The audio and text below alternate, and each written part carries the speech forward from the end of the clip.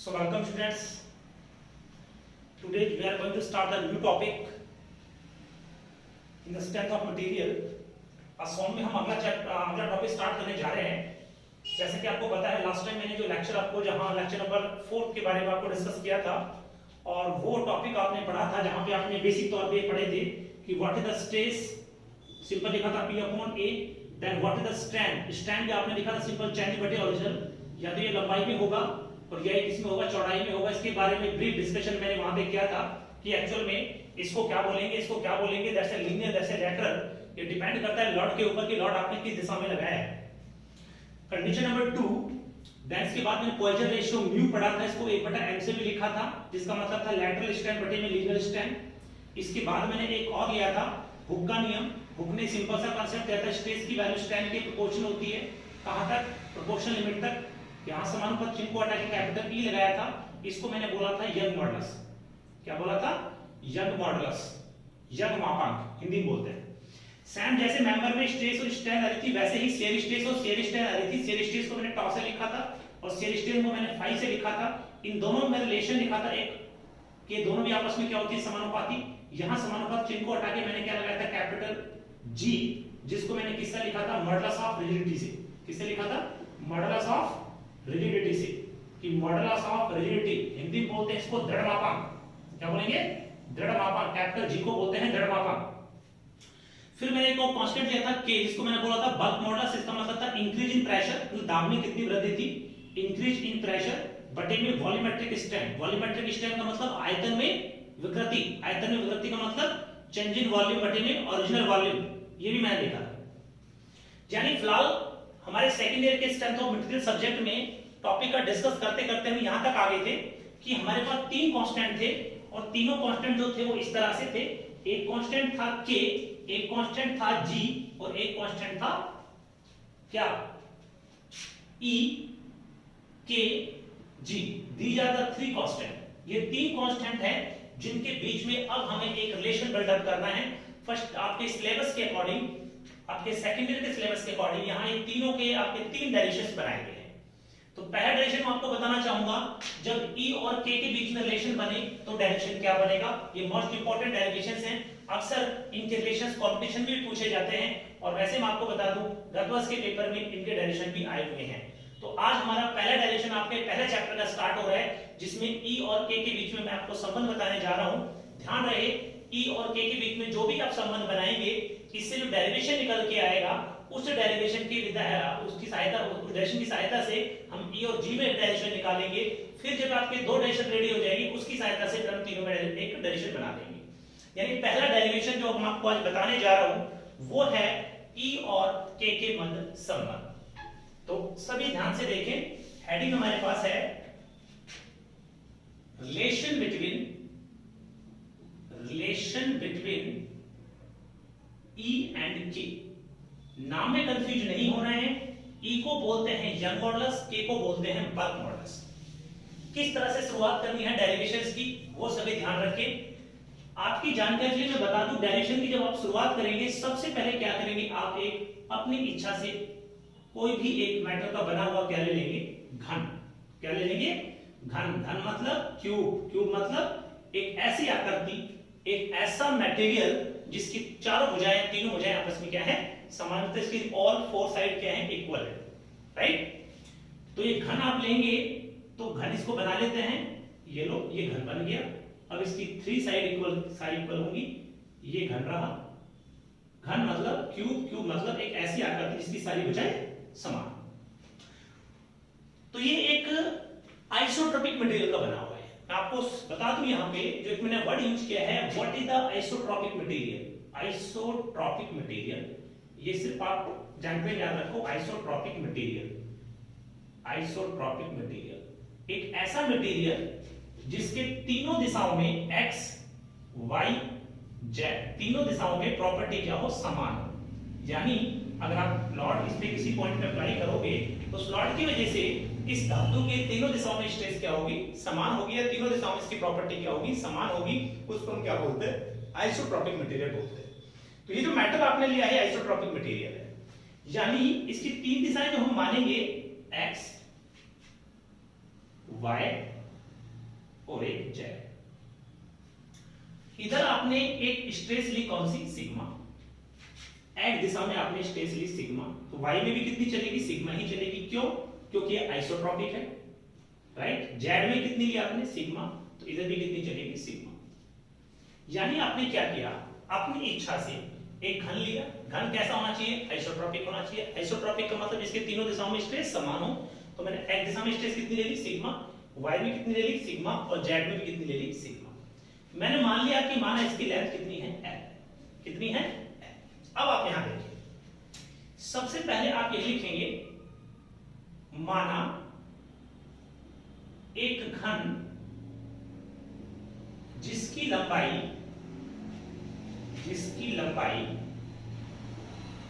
l है, right.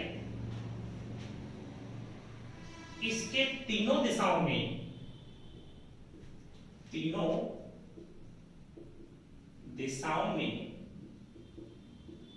Stress sigma कारक है। इंग्लिश मीडियम में बच्चे लिखेंगे, we consider a cube which length is l carry a sigma stresses in all three directions. अब आप सुनिए, सबसे पहले क्या करना है, आपको इस घन का आयतन निकालना है। पॉइंट बाय पॉइंट चलेंगे ध्यान रखना। घन का आयतन रटना नहीं है कुछ भी, घन का आयतन। इंग्लिश मीडियम वाले बच्चे लिख सकते हैं द वॉल्यूम ऑफ क्यूब। तो घन का आयतन क्या होता है, v बराबर भुजा क्यूब l क्यूब। यानी जब भी आपको किसी क्यूब का वॉल्यूम निकालना होता है तो क्या करते हैं, उसकी जो लेंथ होती है उसका क्यूब कर देते हैं। Okay, equation number 1, right. कुछ स्टेप इसमें हल्के से डिफरेंट टाइप के आएंगे, वो आपको मैं सिखा दूंगा, उनका ध्यान चलना। अब आप क्या करेंगे, इसका इस इक्वेशंस का आप आंशिक अवकलन कर दें। आंशिक अवकलन करने पर इंग्लिश मीडियम वाले बच्चे पार्शियल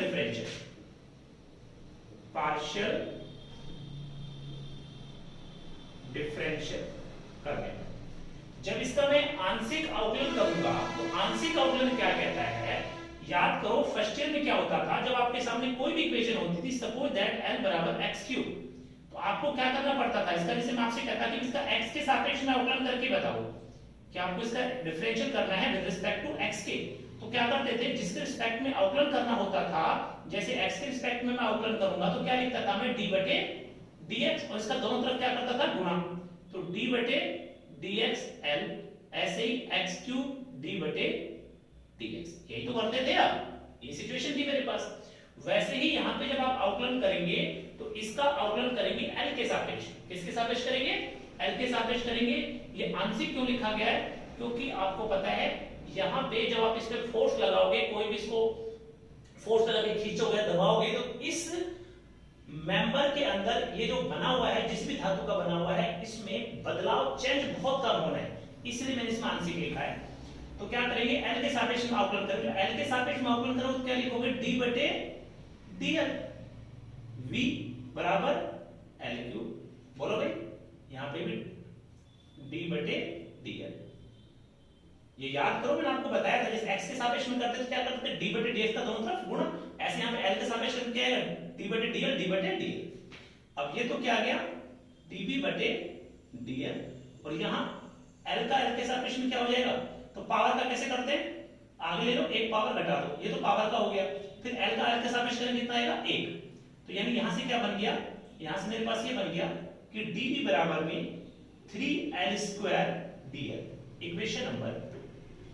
कंफ्यूज नहीं होना है, सबसे पहले आप एक घन मानेंगे, सबसे पहले घन का आप एक आयतन निकालेंगे। आयतन आपको पता है, घन का आयतन होता है, वॉल्यूम होता है भुजा क्यूब। इसका l के सापेक्ष में आपको अवकलन करना है। l के सापेक्ष में आप अवकलन जब इसका करेंगे तो l के सापेक्ष में अवकलन क्या होता है, d बटे dl। तो d बटे dl का दोनों तरफ गुणा कर देंगे।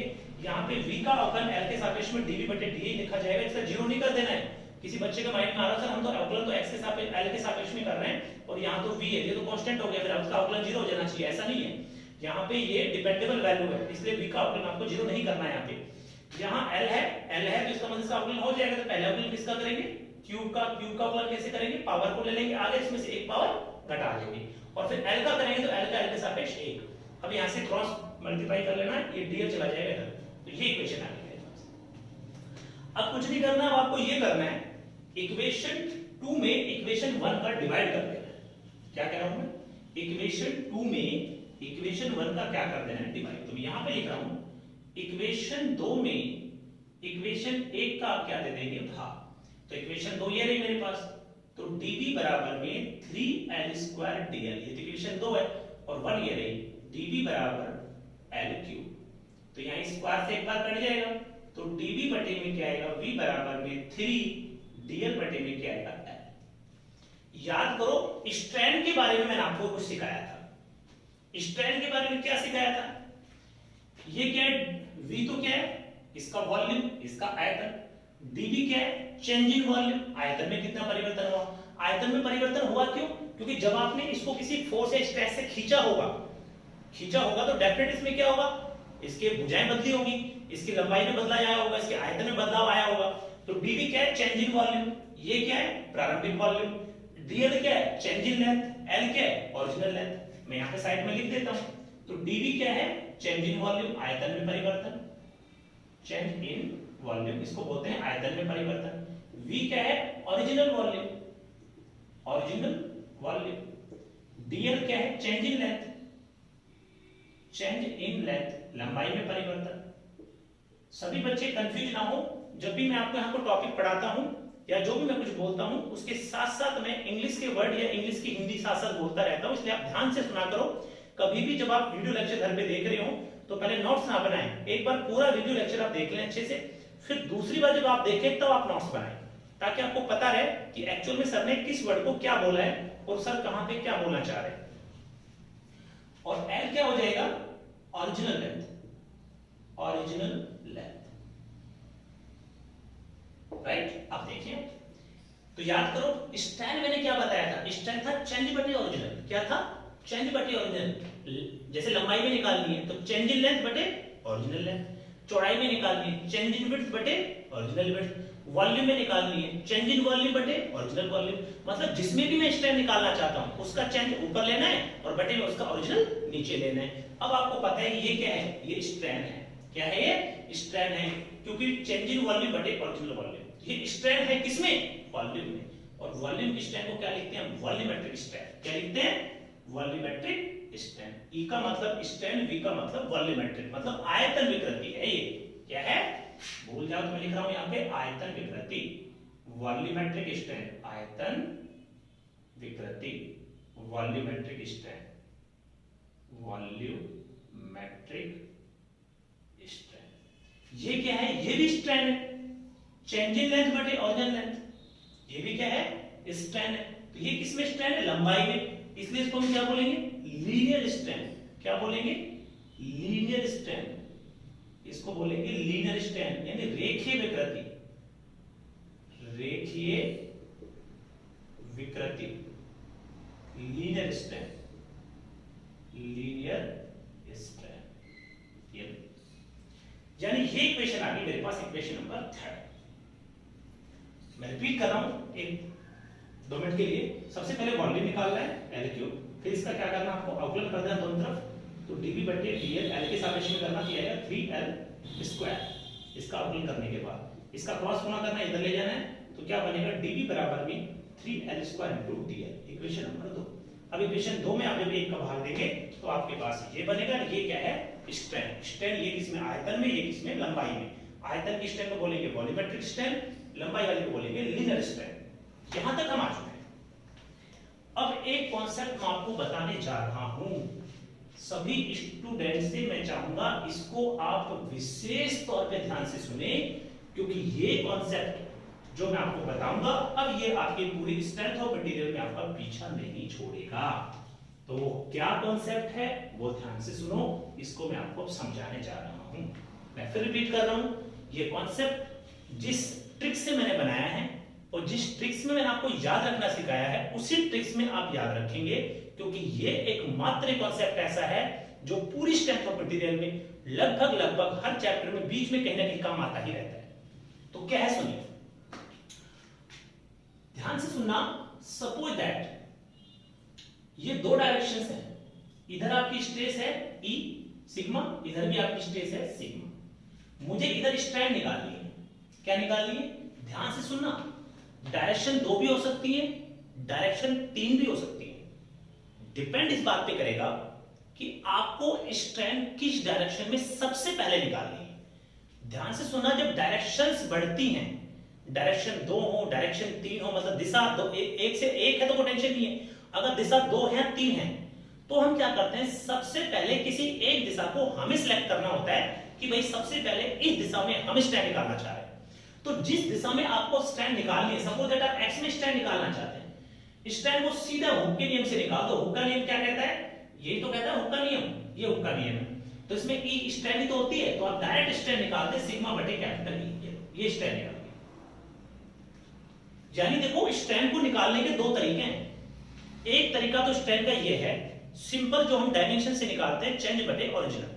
लंबाई में निकालना है चेंज इन लेंथ बटे ओरिजिनल लेंथ, चौड़ाई में निकालना है चेंज इन विड्थ बटे ओरिजिनल विड्थ, आयतन में निकालना है चेंज इन वॉल्यूम बटे ओरिजिनल वॉल्यूम। एक तरीका तो हमारे पास यही होता है कि हम डायरेक्ट क्या कर लें, हम डायरेक्ट ये कर लें कि हमारे पास भुजाएं हैं, उसमें कितना परिवर्तन हुआ है उनको लेकर के ओरिजिनल का भाग दे दें, स्टैंड निकल जाएगी। दूसरा तरीका मेरे पास स्टैंड का ये है कि मैं हुक के नियम को काम में ले लूं। किसको, हुक के नियम को, ये हुक का नियम है। हुक का नियम से डायरेक्ट स्टैंड निकल सकती है सिग्मा बटे। तो स्टैंड को निकालने के दो तरीके हैं, या तो डायरेक्ट भुजा ले लो या हुक के नियम से निकाल दो। अब यहां पे सिचुएशन ये आती है कि सपोज दैट मान लो आपने क्या किया, ये आपके पास कोई एक आकृति थी, जब आपने इसको इधर से पकड़ के खींचा होगा कोई फोर्स पी लगा के, अगर ये लंबाई इसकी बड़ी होगी तो बाकी दो भुजाएं बची। देखो, एक तो लंबाई है, एक इसकी चौड़ाई है और एक इसकी मोटाई है, तीन भुजाएं हैं ना इसके अंदर। जब आप इसको खींचेंगे पकड़ के ऐसे, तो ये लंबाई तो बढ़ेगी, लेकिन दो भुजाएं तो आपस में क्या होंगी, ये चेंज होंगी या इनकी भुजाएं आपस में कम हो जाएंगी। तो मतलब आपने फोर्स तो एक दिशा में ही लगाया, आपने फोर्स तो एक दिशा में ही लगाया, उस फोर्स की वजह से एक डायरेक्शन तो बढ़ी लेकिन बाकी दो डायरेक्शन कम हुई होंगी। तो मेरा कहने का मतलब यहां पे है कि जब आप फोर्स किसी मेंबर पे लगा के चल रहे हो तो वहां पे जो स्ट्रैंड निकलती है, उस स्ट्रैंड को मैं हुक के नियम से भी निकाल सकता हूं। हुक के नियम, सबसे पहले आपको डायरेक्शन खुद को सिलेक्ट करनी है कि भाई मैं इस डायरेक्शन में निकालना चाह रहा हूं। तो इस डायरेक्शन में मैंने स्ट्रैंड निकाले सिग्मा बटे कैपिटल ई। जिस डायरेक्शन में आपने हुक का नियम लगाया है, उसके अलावा जो डायरेक्शन बची, यदि उसके लिए मैं इसमें माइनस म्यू का गुणा कर दूं तो डायरेक्ट उसके दूसरे वाले की स्ट्रैंड निकल जाती है। यानी इसमें क्या करो, आप सीधा माइनस म्यू का गुणा कर दो, स्ट्रैंड आ जाएगी बाकी दो डायरेक्शन की। और इसको समझो अच्छे से, ये ट्रिक्स को याद रखना, क्योंकि मैं फिर बोल रहा हूं बहुत ज्यादा काम आने वाली है। सपोज दैट आपने ये डायरेक्शन पकड़ी सबसे पहले, इसमें आपने स्ट्रैंड निकाली सिग्मा बटे ई, ये लो हुक के नियम से निकल गई। अब आपको बाकी दो में निकालनी है, तो क्या करें, इसमें डायरेक्ट किसका गुणा कर दो, माइनस म्यू का, इसकी स्ट्रैंड आ जाएगी, ऐसे ही इसकी स्ट्रैंड आ जाएगी। ये सीधा तरीका होता है। यदि आपको एक दिशा में स्ट्रैंड मालूम है और बाकी में निकालनी है, तो जिस दिशा की आपको स्ट्रैंड पता है उसमें किसका गुणा करो, माइनस म्यू का, बाकी दो डायरेक्शन की क्या जाएगी, स्ट्रैंड निकल के आ जाएगी। तो वही कॉन्सेप्ट मैं आपको यहां एक लगाने वाला हूं, और ये कॉन्सेप्ट इतना बड़ा है क्योंकि इस चैप्टर में भी और भी बहुत सारे न्यूमेरिकल्स आएंगे आने वाले समय में। उन सभी कॉन्सेप्ट, उन सभी न्यूमेरिकल्स में यही कॉन्सेप्ट लगेगा कि आपको एक दिशा में स्ट्रैंड पता है तो बाकी दो में कैसे निकालनी है। तो यदि एक दिशा में आपको स्ट्रैंड पता है सिग्मा बटे ई, तो बाकी दो में कैसे निकाल देना, माइनस म्यू का मल्टीप्लाई करके। तो आ जाओ यहां पे देखते हैं, अगला पॉइंट बनाते हैं।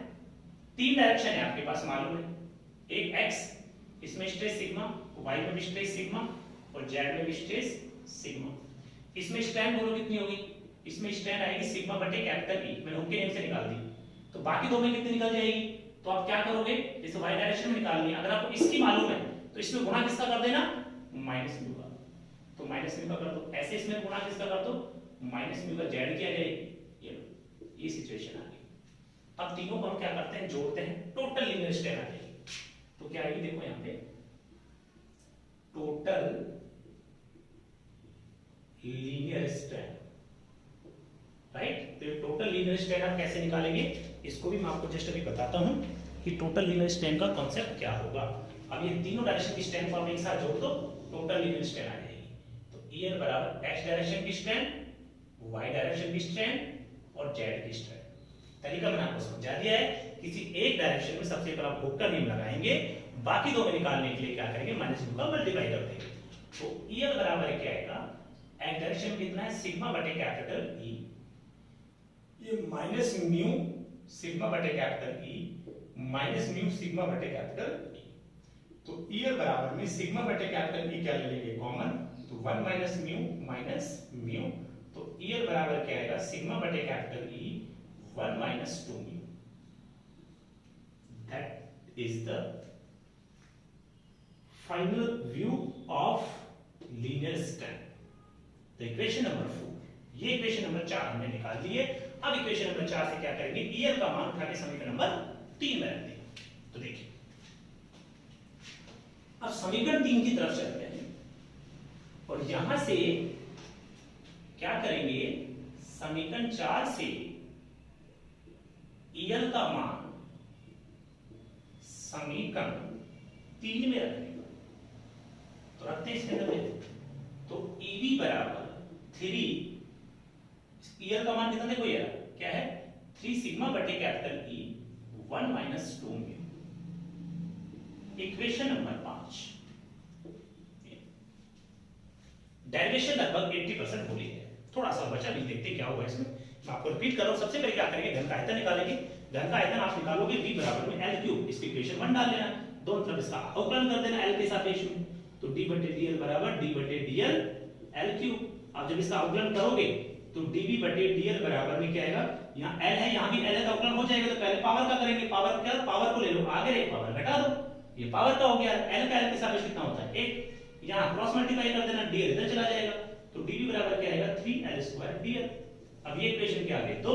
अब क्या करना है, इक्वेशन 2 में 1 का देना है भाग, इक्वेशन 2 में 1 का भाग दोगे तो आपके पास ये रिलेशन बन के आ जाएगा। जब ये रिलेशन बन के आ जाए, अब हमें लीनियर स्टैंड चाहिए, रेखीय विकृति। इस रेखीय विकृति को निकालने के लिए क्या करेंगे, हुक का नियम लगाएंगे। 3 दिशाएं हैं मेरे पास, एक x, एक y और एक z। तो x वाली दिशा में हुक के नियम से स्टैंड निकाल लेना, E बराबर में सिग्मा बटे E।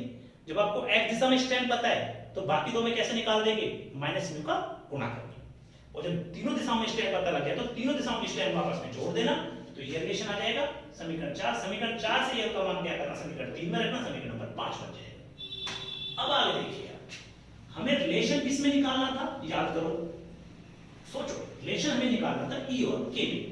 किसमें निकालना था भाई, रिलेशन हमें निकालना था E और K में। थोड़ा सा मैं ऐसे बना रहा हूं, ध्यान, रिलेशन निकालना था E और K में। E आ रहा है इसमें, बिल्कुल आ रहा है, K नहीं आ रहा कहीं भी इसमें। इसका मतलब मुझे K लाना है, और K क्या बताया था मैंने, बोलो, K मैंने बताया था बल्क मॉडुलस। क्या बताया था, बल्क मॉडुलस। अगर मैं बल्क मॉडुलस की बात करता हूं, अगर मैं बल्क मॉडुलस की बात करता हूं, तो बल्क मॉडुलस के लिए आप यहां पे क्या लिखेंगे, we know that the bulk modulus, इसकी मैं पहले जानकारी दे चुका हूं, ये होता है K बराबर इंक्रीज इन प्रेशर, क्या, इंक्रीज इन प्रेशर बटे में वॉल्यूमेट्रिक स्ट्रेंथ, वॉल्यूमेट्रिक स्ट्रेंथ। ये जितने भी बच्चे हिंदी मीडियम के हैं, इनके लिए मैं एक बार फिर दोबारा से बोलना चाहूंगा, आप ये मत सोचना कि सर यहां तो 80% इंग्लिश ही चल रही है, ऐसा कुछ भी नहीं है। इस सब्जेक्ट को या आने वाले सेकंड ईयर थर्ड ईयर के जितने भी सब्जेक्ट है, उनको आपको इसी भाषा में ही पढ़ना पड़ेगा। आप प्योर हिंदी इनकी नहीं कर सकते, इसलिए मैं आपको बता रहा हूं, ज्यादा घबराने वाली कोई बात नहीं है। किसी बच्चे को दिक्कत आती है तो बिल्कुल अभी पहला चैप्टर है, कुछ वर्ड को लिखते चलो, धीरे धीरे प्रैक्टिस में सब आ जाते हैं। ये क्योंकि 10 ईयर से पढ़ा रहे हैं हम, लास्ट 10 साल से मैं देख रहा हूँ, बहुत कमजोर बच्चे भी इनको कैरी कर लेते हैं आराम से, तो घबराना नहीं है बिल्कुल भी। जैसे मैं चला रहा हूँ मेरे साथ साथ चलो। अभी मैं आपको कुछ ज्यादा मैटर नहीं दे रहा हूँ, आपको बहुत कम मैटर में दे रहा हूँ। रोज एक लेक्चर या 30 मिनट का 1 घंटे का लेक्चर आपके पास आ रहा है, बस सिर्फ आप अभी इसी पे फोकस करें। जैसे आपकी थोड़ी सी पकड़ बनेगी तो मैं बाकी सब्जेक्ट आपको पढ़ा दूंगा। इसको हिंदी में क्या लिखते थे, दाब में वृद्धि लिखना चाहिए, दाब में वृद्धि बटे में आयतन विकृति। इसको आप ऐसे भी लिख सकते हैं, stress by volumetric strain, volumetric strain. यानी मेरा कहने का मतलब ये है, ये increasing pressure by volumetric strain, ये किसी गैस या फ्लूइड के लिए लिखते हैं, किसी मेटल की बात करते हैं तो इस प्रेशर की जगह हम स्ट्रेस को काम में ले लेते हैं। यानी K जो है वो ये हो जाएगा सिग्मा बटे में EV, स्ट्रेस बटे में आयतन विकृति। आयतन विकृति किससे लिखते हैं, EV से लिखते हैं, तो यहां से EV का मान निकाल लेते हैं। तो EV बराबर क्या आ जाएगा, सिग्मा बटे में कैपिटल K, इक्वेशन नंबर 6।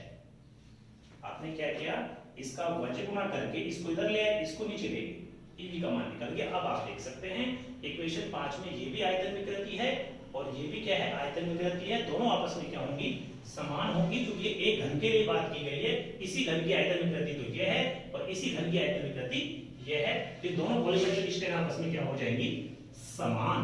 और जब ये दोनों वॉल्यूमेट्रिक स्ट्रेन आपस में समान होंगी तो यहां से मैं एक रिलेशन निकाल पाऊंगा। तो क्या करेंगे, इक्वेशन 6 को इक्वेशन 5 के क्या कर देंगे, बराबर। तो सिग्मा बटे के इक्वल्स टू 3 सिग्मा बटे कैपिटल ई 1 माइनस 2 म्यू, यहां सिग्मा से गया सिग्मा, वज गुना कर देना, ई तो आ जाएगा इधर, के चला जाएगा इधर, 1 माइनस 2 म्यू। ये रिलेशन, ये फाइनल रिलेशन है जो लास्ट ईयर के पेपर में भी पहले कई बार पूछा गया है। इसको कई बार पेपर में ऐसे भी दिया हुआ आया है, E बराबर 3 के 1 माइनस 2, और इस म्यू की जगह लिखा गया था 1/m। तो घबराना नहीं है, म्यू और 1/m दोनों एक ही बात है। कई बुकों में पॉइजन रेशियो को म्यू से लिखा हुआ है, कई बुकों में पॉइजन रेशियो को 1/m से लिखा हुआ है। इससे आपको टेंशन नहीं करनी है। ये डेरिवेशन आज मैंने आपको एक करा के दिया है, तो मैं सभी से कहना चाहूंगा आप इस वीडियो को प्रॉपर तरीके से एक बार अच्छे से देखें। एक बार प्रॉपर देखने के बाद फिर दोबारा से वीडियो जब देखें तब इसके नोट्स आप बनाएं। और सभी स्टूडेंट्स को मैं बता दूं, आज का लेक्चर जो लिया है YouTube के ऊपर ये पब्लिक डाला जाएगा, तो इसको कोई भी देख सकता है। इसके बाद के जितने भी आपके अब यहाँ से आगे लेक्चर आएंगे वो YouTube पे नहीं डाले जाएंगे, उन्हें कोई बच्चा नहीं देख पाएगा। यदि आपको आगे एसके सर की कंटिन्यू क्लासेस करनी है सारी, तो प्लीज आप एकेडमी में कांटेक्ट कर ले, वहां से आपको एक ऐप दिया जाएगा, उस ऐप के थ्रू ये सारी क्लास आप देख पाओगे। So thank you, have a nice day.